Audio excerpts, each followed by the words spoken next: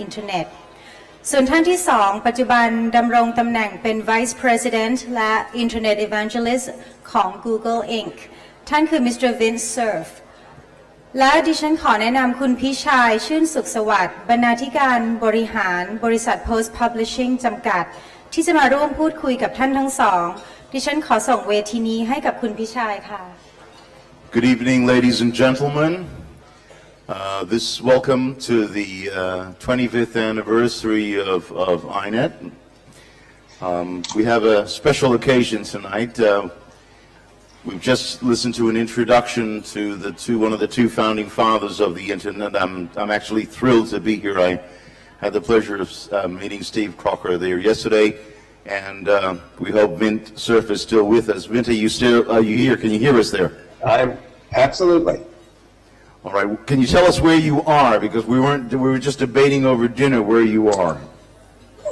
I'm actually sitting in the kitchen of my home in McLean, Virginia. Okay, so it's not too early. It's about 10 o'clock, my guess, right? Yes, that's right. In the morning for me and late in the evening for you. Okay. Well, ladies and gentlemen, we'll start the evening tonight. It's a conversation with one of the two founding fathers of the internet. Of course, the internet, we know, as it is today, is a process, and there were very, very many individuals involved, but these are the two prominent individuals here with us. Gentlemen, I pose this question. I know you probably have been asked this question many, many times before, but say for the benefit of all of us here, when you started work on the internet, linking the computers together, did you ever envisage what we have today when you started? Any of you two, please, just please cherish your voice. Well, I'd like to jump in for just 1 second and say that Steve Crocker has the unique responsibility for having begun work before the internet on the predecessor, ARPANET. And I think his ambitions at the time were mostly focused on getting computers to communicate with each other. What we discovered, especially as the internet unfolded, starting in 1973, and when the World Wide Web arrived around 1991 from Tim Berners-Lee, that we actually had a system that connected people together, perhaps more importantly than just connecting computers to each other. Maybe Steve can respond, but I can tell you that we had some idea of what might happen, but the world as it now appears with some 3 billion people connected is not one that I personally envisaged 40 years ago. Thank you. Steve? Yeah. Sometimes I give a humorous answer about being able to see everything and that everything's unfolding exactly on the schedule that we had laid out. But let me give a bit more serious answer. We had the extraordinary good fortune of building this network in an environment where there was already research going on in other activities related to computers. So we could see the future. There was a laboratory where the mouse had been invented and was already in use. Hypertext was in use. Fancy graphics were in use. Large data stores, at least large by comparison with what was available elsewhere. So they weren't available in stores, they weren't available at consumer prices, but the concepts were working, and if you lived in that environment, you actually, without even thinking about it, were living in an environment that would unfold in a commercial sense over the next several decades. So much of what we have today, at least in the technology sense, is what we were able to see back then. And so it was very quickly obvious that we were going to have computers connected, that a computer that was not connected to other computers was simply not going to be interesting or going to survive. What I didn't see, and what I think Vint is saying didn't see, is the effect after that of having computers that were extremely inexpensive and hence ubiquitous. And so we could see, I could say, every business, every university would be connected. What I didn't see was that my grandmother and grandfather, or that my grandchildren would, or that children before they could speak would be using tablets because they could make it work. And so that impact of having basically everybody you know connected, having every form you fill out asking for your email address, was just a little bit beyond the visions that we had 40 years ago. You know, I wonder yes, if I Ben, could please. jump in for one more second, please. Something very strange happened in the late 70s and early 80s, and that was the arrival of the personal computer. And what I found rather surprising is that those devices were designed to be used independently and not connected to anything. So what is peculiar, of course, is that eventually when they became part of the network environment, they were the primary tools for making the internet a useful system. Before the advent of the personal computer, we were using large-scale time-shared machines, time-sharing having been invented in the 1960s. So during the ARPANET period, most of the machines we were using were large-scale time-shared machines used by many people. So the advent of personal computer, which was intended to be for personal disconnected use, became the primary tool for connected communication. And that's what I'm using today. It's a laptop sitting in front of me. But when you look back, I mean, what both of you started working on, and others as well, of course, actually changed the lives of billions. I mean, certainly, I mean, we do things because we want to make a difference, say. I mean, I'm not sure that ever entered your mind. Billions did not enter my mind. Ben? Well, you know, the result, of course, is clear. Many, many billions of people's lives have been changed, whether they are active online users or maybe only the beneficiaries of side effects of other people's use. But that wasn't what motivated me anyway. I think what motivated me was the sheer fascination of making things connect to each other that hadn't been connected before, of doing something in one place and having an effect show up thousands of miles away. That was the ultimate and beguiling aspect of computer networking. The idea that we would change everybody's lives wasn't the motivator for me, although I've frankly been watching and benefiting from the effects. But that was not the thing that drove my interest. What was your motivation, Steve? I too was fascinated by the idea that you could connect computers and that you could get the benefit of disparate computers working together, that specialized capabilities in one place could be combined with specialized capabilities in another place. My own focus at the time was in another area, and I was quite interested in artificial intelligence, in how to make computers smart and how to understand the complexities of the human mind. I had quite a bit of experience programming and working at the systems level with computers, and so when this project came along, I was drawn into it as with the mindset that this would be something relatively quick. We'll just take care of connecting these computers together, and then we'll get back to doing serious research. And in fact, I was sort of full of myself as a young man. I would kind of sneer that this network only had socially redeeming utility, that it didn't actually have any real content, any depth to it as a research topic.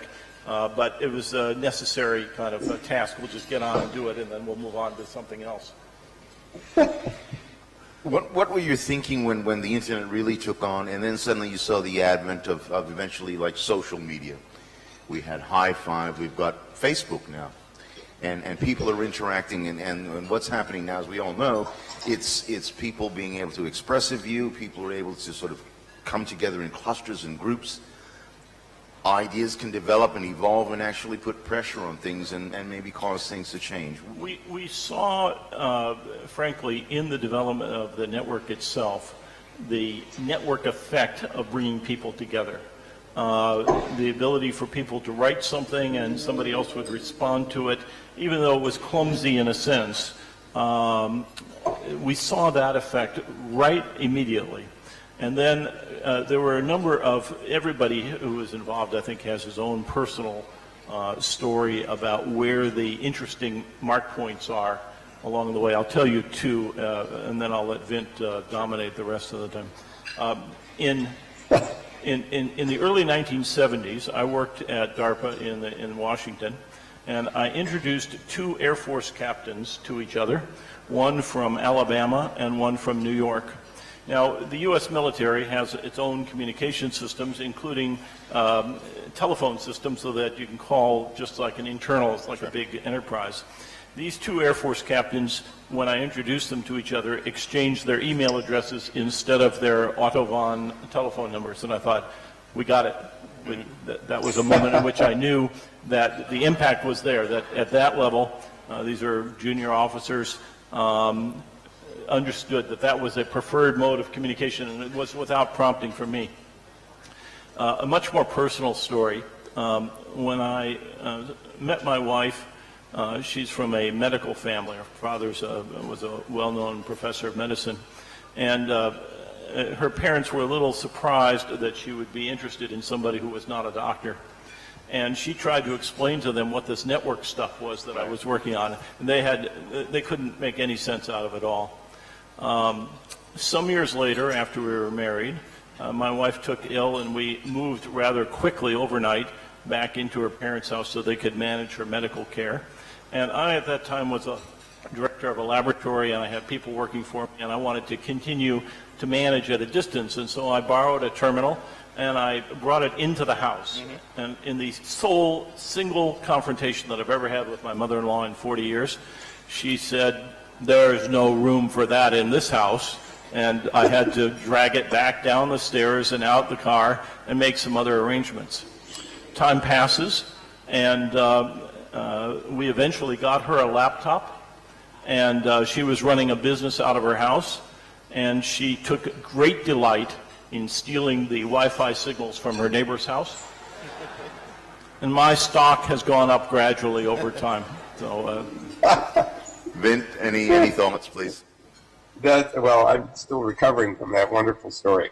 A couple of observations. First of all, in the earlier days, during the ARPANET period, even before, or maybe about the time that Steve went to DARPA, we encountered an application called electronic mail. This became visible to all of us and used by all of us in the 1971 period. Very, very quickly, after that was unleashed, we saw the creation of distribution lists on email. And the first two were called Sci-Fi Lovers, for people that like reading science fiction. And the other one was called Yum Yum, which is about restaurant reviews in the Palo Alto area near Stanford University. The point is that both of those were social networks for all practical purposes for people interested in some particular topic. So 40 years ago, we were seeing some of the social effects of being able to link people together through networks and to allow people to discover each other solely because they had a common interest, not because they knew who each person was at the outset. So that's the first point. The second point, I wanted to emphasize and congratulate everyone on the anniversary, 25th anniversary of the founding of the .th top-level domain, and point out to you that that was 1988. That's only 5 years after the Internet was turned on in 1983. What that says is that Thailand has been participant in this Internet story from a very, very early stage with regard to its operational ability. And I'm very excited about that, and I've just been reading about the IP version 6 initiatives that the Thai government is undertaking to make sure that there are some 300,000 free Wi-Fi access points around the country, that students will have access to tablets. It looks to me as if Thailand has become an extremely vigorous user of Internet and a developer of infrastructure, and that's much to be celebrated. Thank you. I was just a curious question with all the social media, just to follow on about that. Do you communicate using social media as well? We're doing it right now. I You just am. can't see it. Personally? Yeah, this is called Google Hangout, and it is part of our Google Plus social medium. It's becoming extremely useful not only for this kind of a situation or perhaps private interests and things, but we use it a great deal at Google for business purposes. Small groups of up to 10 to 12 people or more can convene very, very quickly. I mean, it took literally seconds to set up this particular video conference, as opposed to having 3 engineers around trying to make sure that the audio and the video were all functioning. So this casual ability to communicate in groups in this fashion is an extremely powerful enabler. And I know that in Thailand, as bandwidths go up, that this will be used as a tool as well, I'm sure. Just to continue on then, with regard to the internet, I remember I asked Steve this yesterday when we had a short conversation. Where do you see the future going, and where will the internet be? And I remember you said at one point you said it would disappear. And could you explain and maybe elaborate to everybody what you mean by that? And Vin, after that, please. Yeah, it'll be interesting to hear Vince's reaction, which is he's very deeply embedded in the making the future happen. So I think I said a couple of things. One was that I think the internet will become not only ubiquitous, but not the focus of attention. It will simply become part of the underneath girding of everything we do, and that people will stop talking about being on the internet. You'll stop thinking about whether you're on or off the internet. It'll just be part of everything. So it'll be like internet inside. And I think the words I used it would submerge. It will become embedded. And that our attention will be focused in other aspects of this. The other thing which, go back to what Vint was talking about the rise of personal computers. There's an interplay between the increase in the technology that we have available and the decrease in the size, and all of that makes it much more usable on a personal basis. The next steps somewhere along the way, in my view, will be voice interaction, which happens a little bit today, but I'm talking about as natural as you and I are talking back and forth. So that imagine that you could have something that is live and available to you that's sitting notionally on your shoulder, and you can just sort of talk to it, and it's there for you. Now, it might be there for the government to spy on you, and that's a whole other discussion and so forth. But anyway, imagine that you have that kind of facility and that it is just always with you and available for whatever you want to do. That will be another big game changer, in my view. Vin, could we have your views, please? Well, what you're seeing right now, I hope, is that I'm wearing something called Google Glass, and this is an example of what Steve is talking about. For all practical purposes, this is a device which is as powerful as a mobile. It accepts voice commands. It accepts gestures along what would be a touchpad over here. It will accept a request to take images, to record a video, to send an email, to get directions for driving from one place, or walking, or bicycling. The whole idea here is that the computing capability and the communications capability are, as Steve says, completely submerged, and your focus of attention is on what does this device do for you. And in the same way that the laptop, once it's been connected to the internet part is almost, it's invisible. What's important is the application. And a man named Mark Weiser, who was at Xerox PARC, coined the term ubiquitous computing. And what he meant by that is that the computing would just sort of submerge into everything, into the appliances around us, into the buildings that we live in, the automobiles that we drive, the clothing that we wear, the things like this that we wear. All of that will have computing capability, but we won't think of them as computers. We'll think of them as devices that we use and that are used to us. And I think this is a very reasonable projection of even the near-term future. One of the reasons it's so important that Thailand is focusing on getting IP version 6 implemented is that the address space is vast. It's capable of supporting something like 340 trillion addresses, which is what we will need when literally billions, many tens of billions of devices are part of this network environment. So I agree with Steve's assessment that we will not think about networking anymore. We will think about things that are of use to us that just happen to be enabled by the internet. Just a quick question, if I may. I mean, I asked Steve this yesterday. As the internet becomes submerged, as you say, we have access. It's not just through a personal computer. With regards to news and information, I asked this about it yesterday, and increasingly in the West, the role of newspapers, for example, is declining pretty rapidly, and people get information online. And how do you see that future? So what I said yesterday when you said, what's the future of newspapers, I said, what's that? Yeah, I know. You were talking to a bunch of journalists. So, actually, go ahead, Steve. Well, the need for collecting information, gathering it and filtering it and packaging it for others to use and having some taste and judgment about what's relevant, I think those fundamental functions of reporting and editing will in some fashion continue. Right. Now, there are many options for how to do that. And the current model of having sort of large businesses and very formal structures with the news organizations is currently under challenge, of course, and that's what the news conference focused on. Correct. A lot, and there's no news in that. No.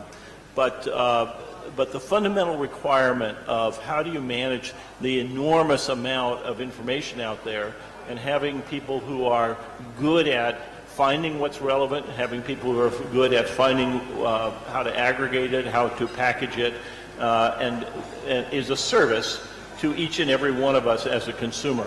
And I think those kind of fundamentals, one fashion or another, will have to continue. Right. How much of that is done by big organizations? How much is done by freelance individuals? How much of that is done by smart machines that are doing those services? I think all of that is going to play out in a very interesting way that is very hard to predict. Right. Vint, any thoughts on that, please?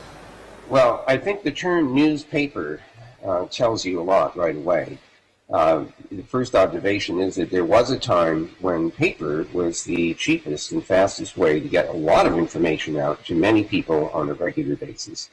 And because it was an inexpensive way to do that and people were interested in what's new, they were also tolerant of having advertising adjacent to the newspaper stories. And that, of course, paid for the enterprise. It's my belief, I think Steve would share this, that high-quality journalism is very, very important to democratic societies.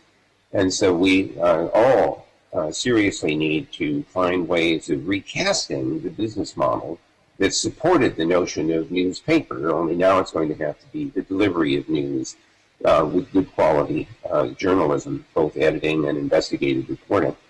Whether that's done, as Steve asks, in large-scale enterprises or by some other means is an open question.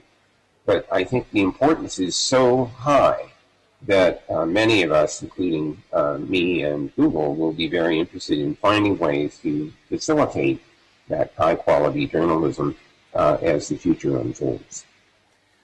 The internet has changed people's lives, but there are a lot of positives.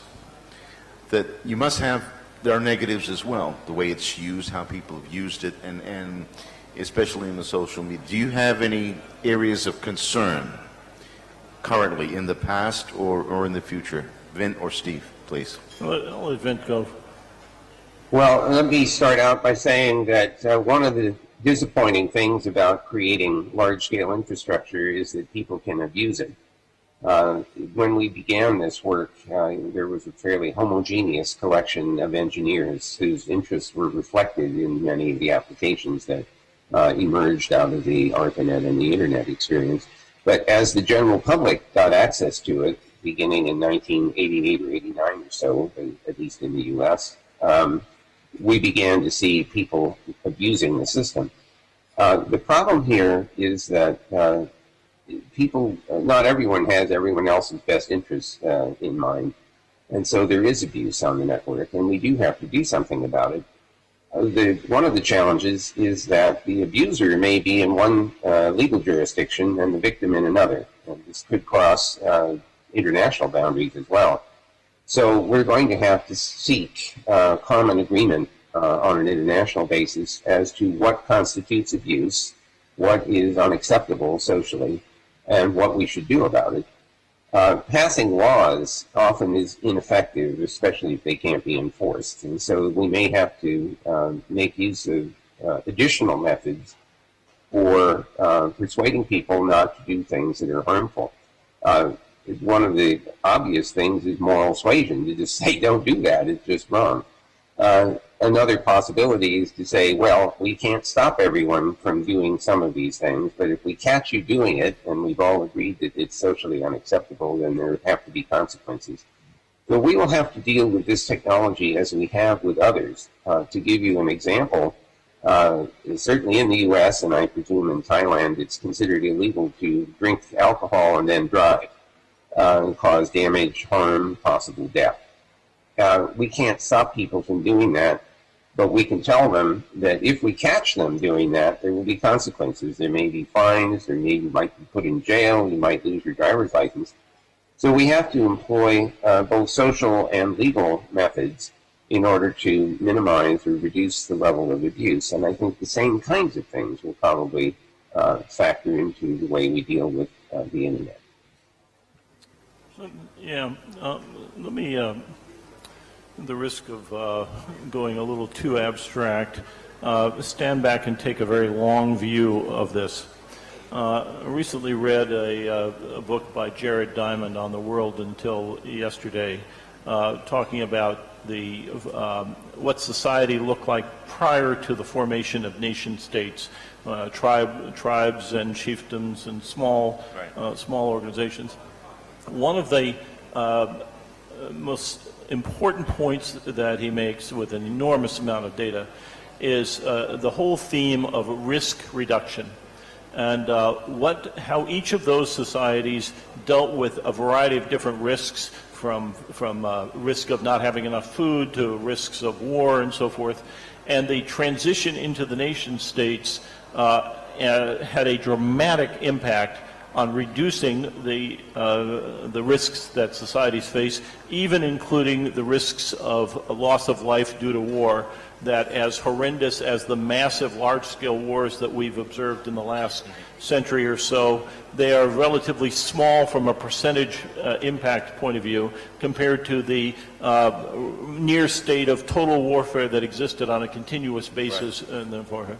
So if you look at this very broad arc, and I'm talking about looking at a very big picture here, of the evolution in societies as focused on how do you reduce risk, and then you look at the specifics of the creation of institutions and the development of technology and so forth, you have modern mechanisms. You have law enforcement, you have the rise of the state so that it has supreme power, rather than having everybody take the law into their own hands. You have on the commercial side, you have the creation of insurance as a way of transferring risk. You have commodity markets in the marketplace to transfer certain kinds of risks. We are in a transition period with respect to the introduction of the internet technology. It is challenging some of the boundaries that we've set up. It is challenging the effectiveness of some of the mechanisms that we have available in society. And at the same time, it is stimulating the thought process for how do we go beyond what we currently have. So as Vint alluded, we're going to have laws. They're going to have to be cross-border laws, but there's also an enforcement problem. And there is, more deeply than just passing laws, the development of new standards that everyone learns from birth about how to behave, what the moral norms are, and development of those gradual shifts. Where all that winds up is extremely hard to predict, but I'm pretty sure that, as I say, we're in a transition period of now that we've got the new technology and now that it's causing both positives and negatives, of resetting where those boundaries are, of figuring out how do we make the adjustments to have the benefits and at the same time reduce the risks that we've encountered. But when you say we're in So our transition... I wonder, Yes, Ben, please. I just wonder if I could amplify on this. It's a beautiful theme that Steve has introduced. There are two things to observe. One of them is that new technologies often precede the development of social norms and conventions that make the technology comfortable for people to use. When Brownie cameras were introduced in the early 20th century, people were shocked that anyone would take a photograph of someone at the beach. You remember beach attire at that time was, for all practical purposes, like wearing full clothing, and yet people were very disturbed by the fact that someone could take a photograph. Well, eventually we evolved practices to deal with that concern. The other point that I want to make is that Steve mentions the nation state.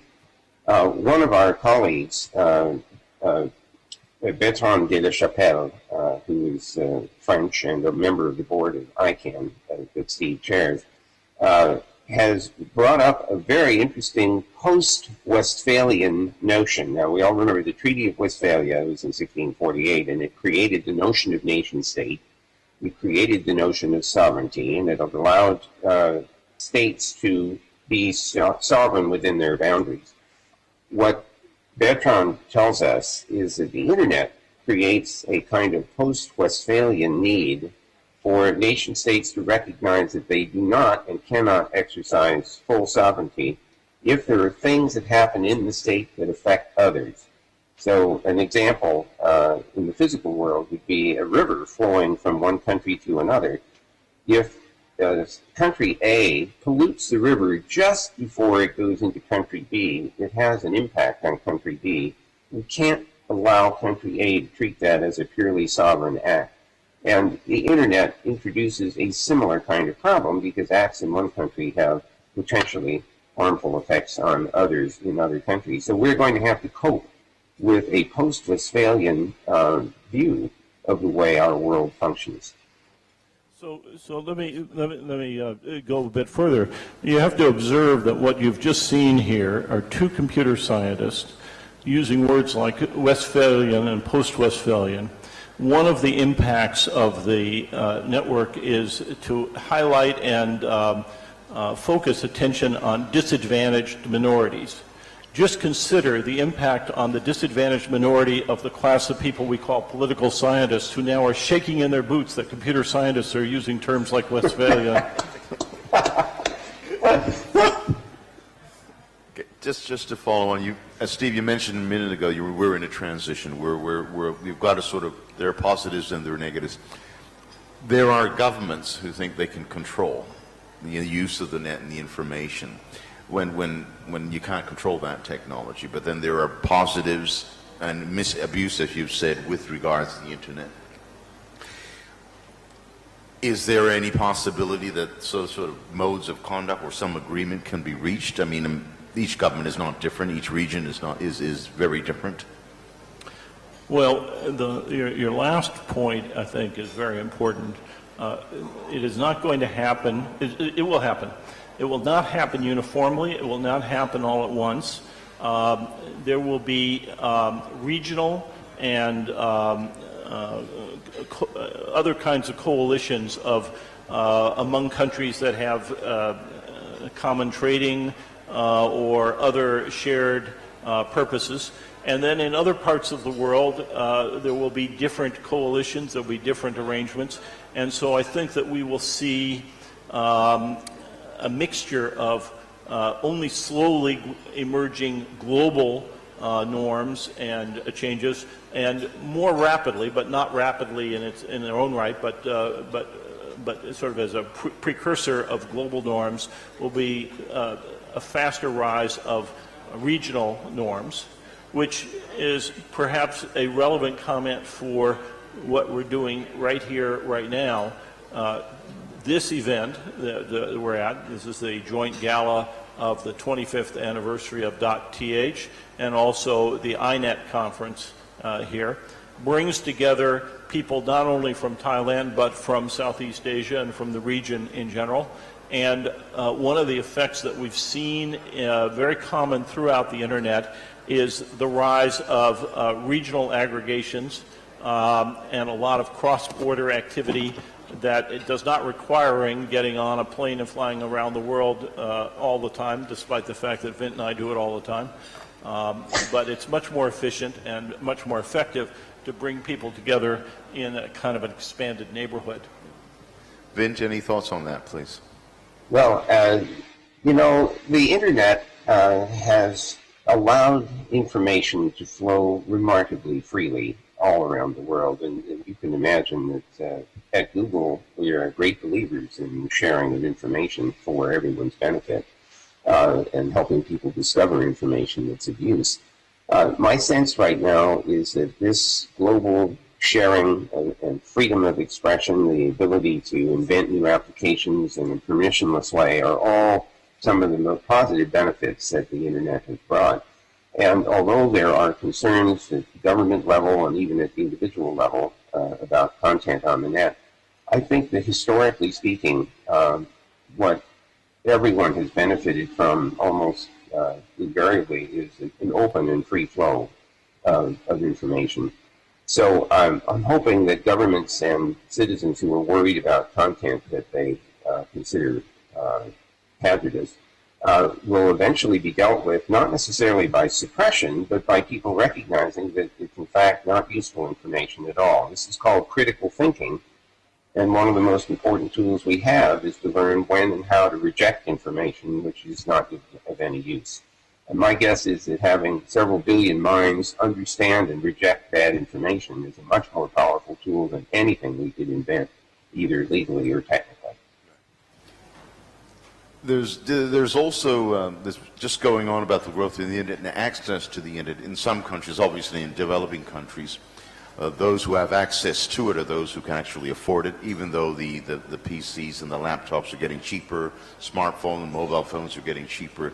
It's still those who can afford it and the middle class who have it. Meanwhile, although, let's say, for example, in Thailand, the penetration of mobile phones is quite high, but the level of smartphone usage is still relative to that. But that then still creates a gap of knowledge and accessibility.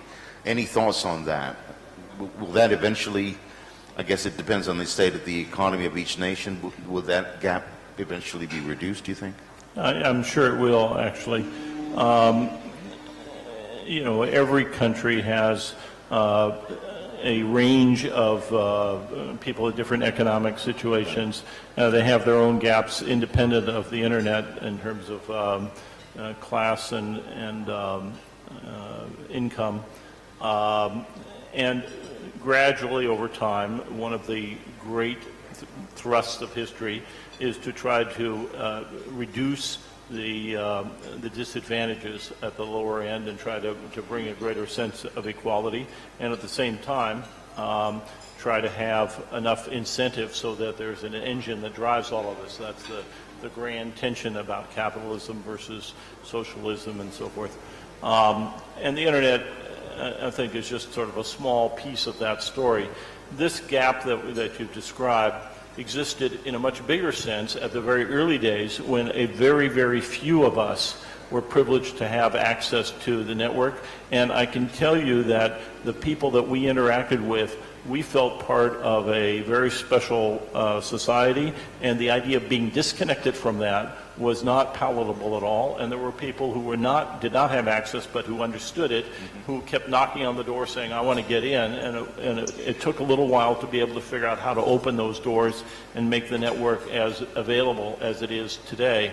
So again, taking the very broad look, even though we're talking about a very large number of people, and even though it is now very visible, this digital divide, it is in some sense the last piece of this grand puzzle and is late in the evolution. And so I'm quite confident that, over time, a combination of technology and allocation of resources and focus of attention will take care of that. Vint, any thoughts on that? Well, first of all, I absolutely endorse what Steve had just said. To use his wonderful phrase, this grand arc of technology seems to always take that which is expensive and bulky and transform it eventually into something that we can use personally. And so when we see the advent of the smartphone with computing power well beyond what Steve and I had as graduate students in the form of large time-sharing systems that had to be in air-conditioned rooms, what you see is this sort of steady transformation of expensive and big into inexpensive, small, and personal. So we can anticipate what the society is going to be like as more and more of these kinds of things become personally available. Think for a minute about one of the hottest topics today, the 3D printer. Not everyone has these yet, but they will become increasingly available, and they'll be able to do more than just fabricate plastic material. I've even seen some printers that are used to fabricate food, if you can believe that, although personally my reaction of eating a 3D printed meal is still some hesitation. But the idea is that ultimately all of these things will become available at reasonable cost. The mobile smartphone is certainly demonstrating that. There are 6.5 billion phones, mobile phones, available. Probably at least 30% or more of those are now smartphones. So I am absolutely certain that this gap will go away. It just takes time as the costs come down. Can we just move to the role of the internet in education? Sure. I mean, it's revolutionized and given access to so many people who really didn't have the opportunity, and not only that, to governments, which they could harness this use of this internet. How do you feel about that? I mean, and how could it be better used, in your view? I mean, it's a tough question, but how could it be better used? There's a huge number of efforts that have been put into building educational tools for people. Many of them are very limited in their scope and have not succeeded very much. Meanwhile, without trying very hard, you have dramatic things like Google that have totally revolutionized access to information and hence have also revolutionized the learning process. Like most students in the U.S., at a certain point in our education, we were ushered into the school library and we were taught how to use the tools to look something up in the card catalog and then to go to the shelf to find the book. To find things in magazines, we had to go to a periodical index and we had to look that up, a very laborious process, and we had to take notes on cards and we had to sort them and so forth. And we were subjected more than once through this rigorous process in order that we get good at using the library. It's hard to explain that notion to a youngster today. They've just said, well, what do you want to know? Type it in. That's right. And the answer comes out. And the access to that knowledge base is a fundamental change in the educational process. It's not thought of quite that way. It hasn't gotten into the curriculum exactly, but every child who's growing up with access to the internet sort of instinctively goes to get information that way, and it just changes deeply the educational process. Vint, some thoughts? Well, thank you, Steve, for allowing me to jump in with the MOOC observation. This is the massive online open courseware that is becoming increasingly available. I'm sure many of the people in attendance tonight know the story about two of our Google colleagues who decided to teach a class last year in artificial intelligence, and they wanted to do it online. And they thought that maybe 500 people would sign up.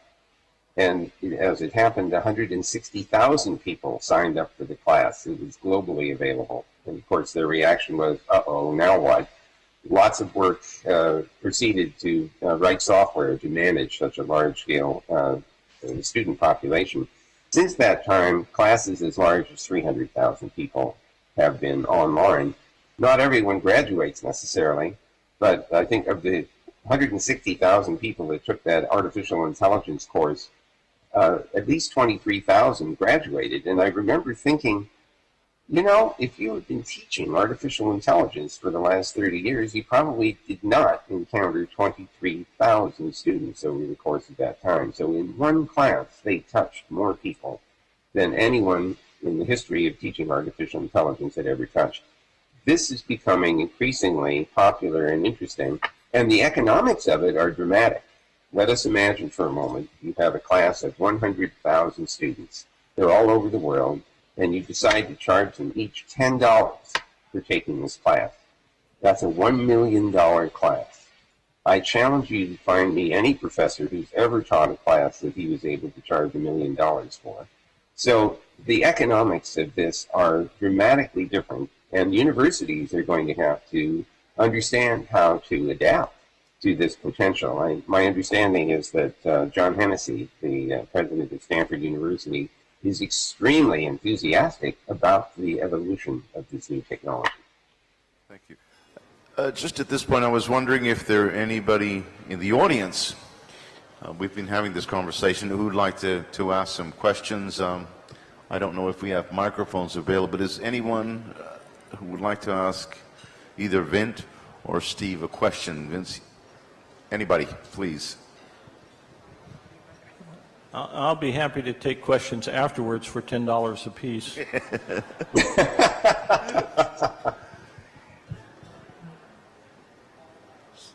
Anybody? Right there in the back, please. We have a microphone, I hope, maybe.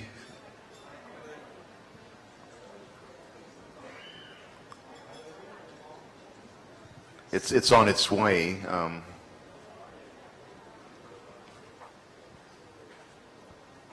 Might help to bring the house lights up a little bit. That's right.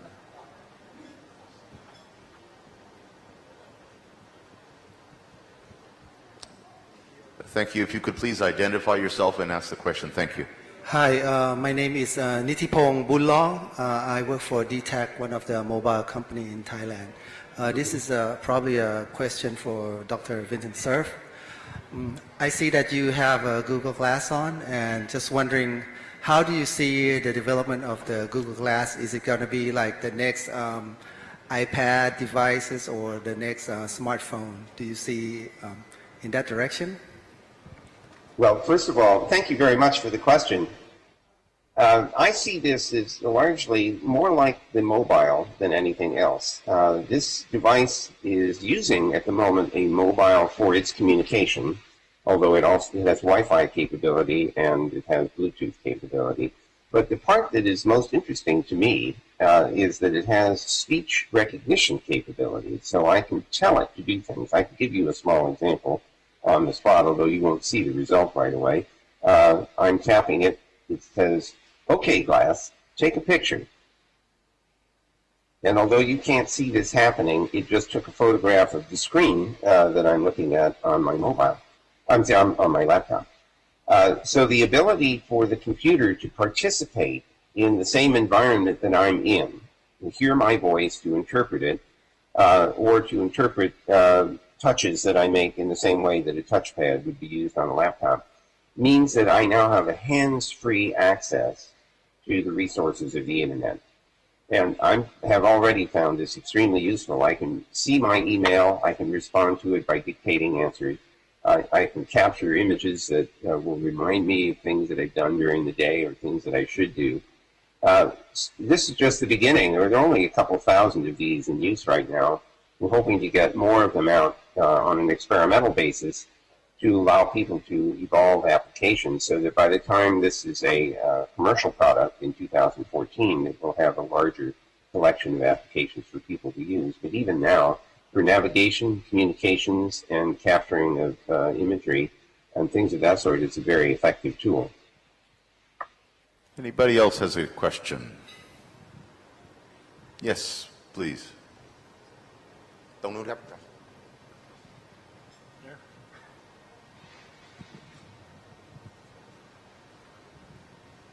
Hello, Vint. My name is Hugh Tawisak Kornantakul. We met about 12 years ago. My question to both of you, either of you can answer. Is it safe to use the internet in some countries?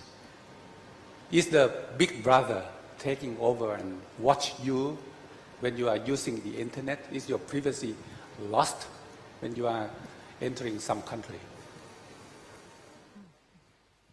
Yes, and Steve offers me the opportunity to respond. Thank you very much, Steve. I appreciate that. Look, let me point out a couple of things. First of all, it's clear that the internet is a physical thing, and that it's possible to have access to it and its content. So the answer is yes, there is potential loss of privacy. However, I'd like to point out to you that we actually are destroying our own privacy, quite independent of any government involvement at all. Think for just a minute about people taking pictures, putting them up on, Facebook or YouTube or Google Plus or other photo sharing websites, and then someone else coming along and tagging the images, saying, "Oh, well, that's Steve Crocker or that's Vince Cerf," and then someone else coming along looking at these images, saying, "Oh, that's Vince Cerf, and he's at this place, and he told me he was somewhere else, and now I'm in trouble." So these actions that we take innocently actually erode our privacy, and we don't understand this because we haven't evolved social conventions to deal with the problem. So although I understand and appreciate your concern about government intervention and Big Brother, I think that socially speaking, we have evolved a set of tools and applications that actually erode our privacy because we don't understand what the side effects are of its use. So once again, we're back to this interesting question of evolving social conventions for preserving what little privacy we still have.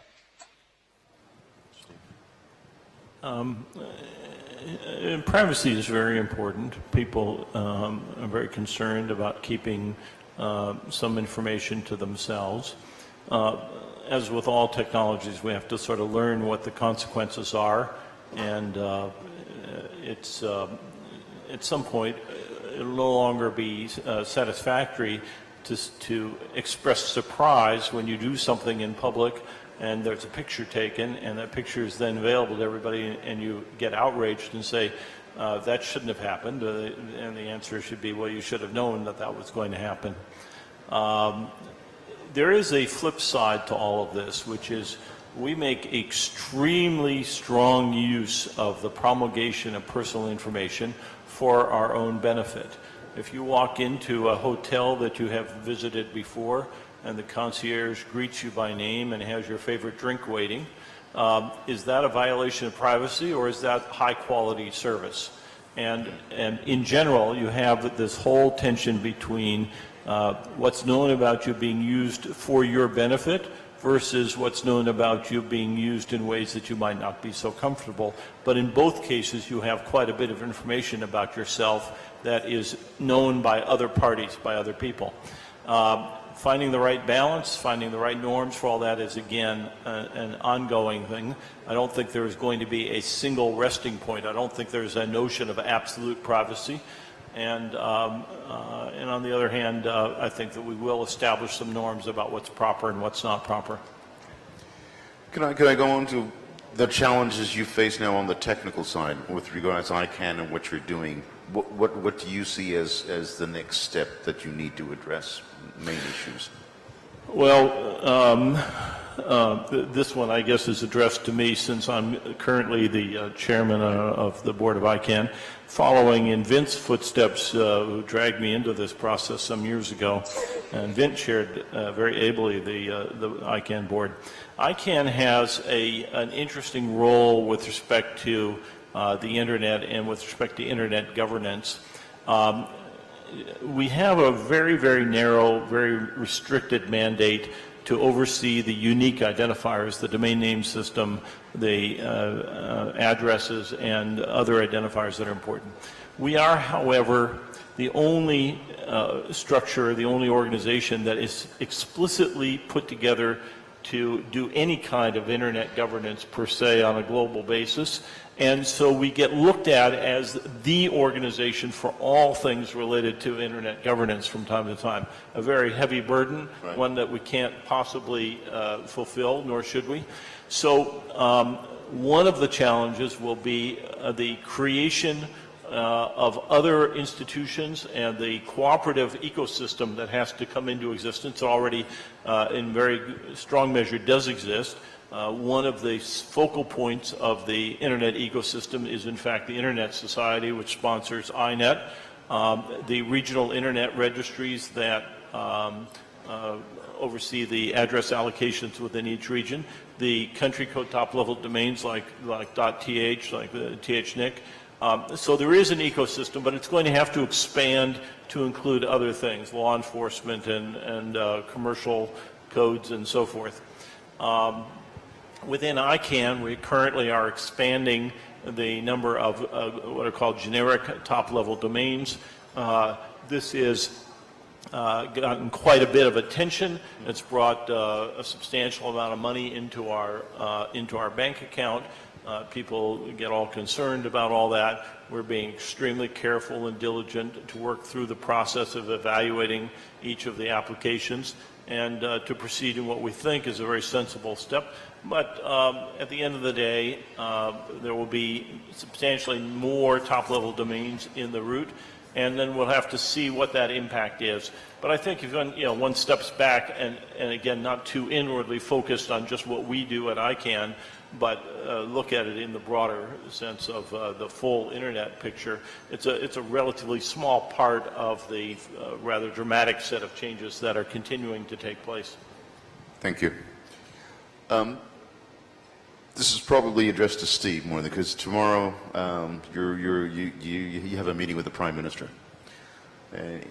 Have you thought of what you're going to say to her? I'm looking forward to it because I understand that she is an extremely accomplished business person and very dynamic, and so I'm heading into this not so much from with a perspective of having a set of requests, but of wanting to learn what the world looks like from her point of view, and to see if there's any insights into how to foster more communication and more cooperation and collaboration with this region. Okay. Gentlemen, if there are no further questions, we only have a couple of minutes left. Vin, some final thoughts and words for the 25th anniversary of the Internet in Thailand? Can we hear from you and then from Steve, please? Thank you for that opportunity. First of all, congratulations again. 25 years is really a big deal. And when I think of that being 1988, when the Internet begins to emerge in Thailand, that's really quite striking. I think, Steve, when you meet with the Prime Minister, one of the things you might bring up is the value and importance of Internet to the development of small and medium-sized businesses and their ability to potentially reach outside of the Thai economy to serve the rest of the world, which is a much larger footprint, a much larger market than the purely domestic one. And I hope very much that as Thailand invests in Internet infrastructure and its use in education and in business, that it will take advantage of this potential to reach around the world to deliver products and services to others. Good. There is an important thing to add. One of the areas that I've specialized in over the last couple of decades is security matters related to the architecture of the Internet.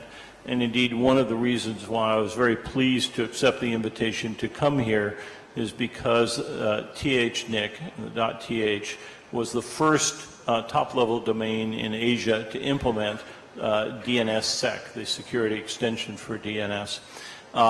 In conjunction with the meetings that we've described, the celebration of the 25th anniversary of .th, INET, there is a DNSSEC training workshop starting tomorrow morning, 3 days, 300 people from around the region. This is extraordinary. These are the people at the absolute center of the technical operations in ISPs and in top-level domains and in other related operations around this region, getting intensive training and exposure to a